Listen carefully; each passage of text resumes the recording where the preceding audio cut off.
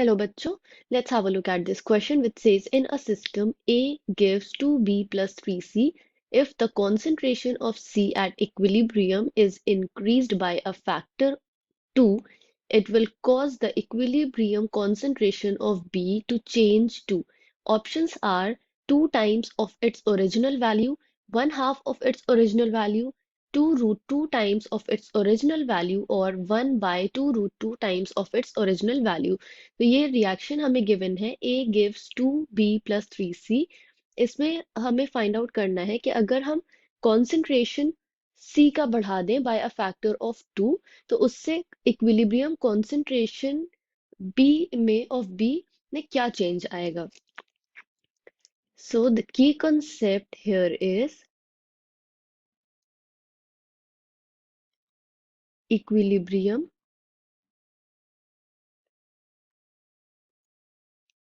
constant, which is denoted by Kc. तो Kc क्या है? It is an equilibrium constant which expresses the concentration of reactants and products at equilibrium. तो इसकी help से हम concentration में चेंज देखेंगे, इक्विलिब्रियम concentration of B में चेंज फाइंड आउट करेंगे. ओके, तो सबसे पहले हम रिएक्शन लिख लेते हैं. A gives 2B plus 3C. Okay, तो ये रिएक्शन गिवन है. अब Kc अगर हम इसके लिए फॉर्म करें तो Kc क्या होता है? It is given as concentration of products raised to their stoichiometric coefficient divided by concentration of reactants raised to their stoichiometric coefficient. तो x एंड y क्या है? इनके stoichiometric coefficient, मतलब कि जैसे इस रिएक्शन में 2b प्रेजेंट है तो 2 will be the coefficient of B and 3 will be the coefficient of C. तो ये केसी एक्सप्रेशन है. बट यहाँ अगर हम देखें तो प्रोडक्ट में क्या है, सॉरी रिएक्टेंट में क्या है? जो रिएक्टेंट ए है वो सॉलिड स्टेट में प्रेजेंट है. तो इसके लिए हम इसकी कॉन्सेंट्रेशन यूनिटी लेते हैं. तो इन दिस केस केसी क्या हो जाएगा? It will be the concentration of products raised to their stoichiometric coefficients. तो हम इस रिएक्शन के लिए केसी एक्सप्रेशन लिख लेते हैं. ओके, तो we will write Kc is equal to concentration of B raised to its stoichiometric coefficient and concentration of C raised to its stoichiometric coefficient. ये हमारा फर्स्ट Kc इक्वेशन फॉर्म हो गई है. अब now the concentration of C is increased by a factor 2. तो अब जो C, for example C dash अगर हम लिखें तो C dash concentration जो फाइनल concentration है वो क्या है? It is 2C. ओके, तो ये क्या है? 2C के बराबर है क्योंकि हम इंक्रीज कर रहे हैं बाय अ फैक्टर ऑफ 2. अब हम अगर केसी इक्वेशन लिखें तो क्या हो जाएगा? With new concentrations it will be concentration of B.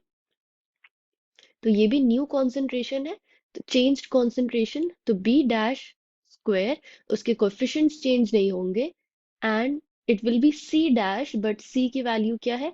ये, तो इसे हम यहाँ इंसर्ट करेंगे. It will B 2C cube. Okay, तो ये क्या हो गई? Equation 2.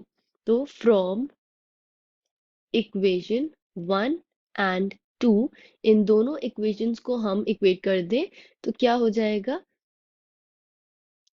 It will B concentration of B square into concentration of C का क्यूब equals to जो सेकेंड इक्वेशन है which is changed concentration of B square and 2C cube. Okay, हमें क्या फाइंड आउट करनी है? Changed concentration of B. तो हम इसको बी डैश के टर्म्स में लिख दें, इस इक्वेशन को रीअरेंज कर लेंगे तो it will be B dash square B square concentration of C cube divided by 2, इसको हम अगर अलग करके लिख लें, इट इज 2C स्क्वायर, तो हम लिख सकते हैं 2 square and C, sorry 2 cube and C cube. Okay, तो यहाँ से ये कैंसिल आउट हो जाएगा and we will be left with concentration of B. Square हटाने के लिए हम अंडर रूट करेंगे राइट साइड पे, तो it will be concentration of B and 2 का cube will become 2 root 2। Okay, तो इसको हम कैसे लिख सकते हैं, 1/2 root 2 times its original value.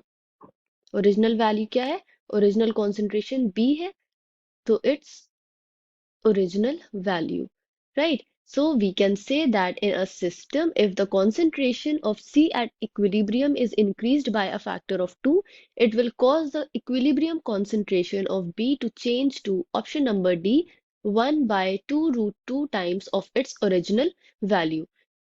So I hope you understood it well. Thank you and best of luck.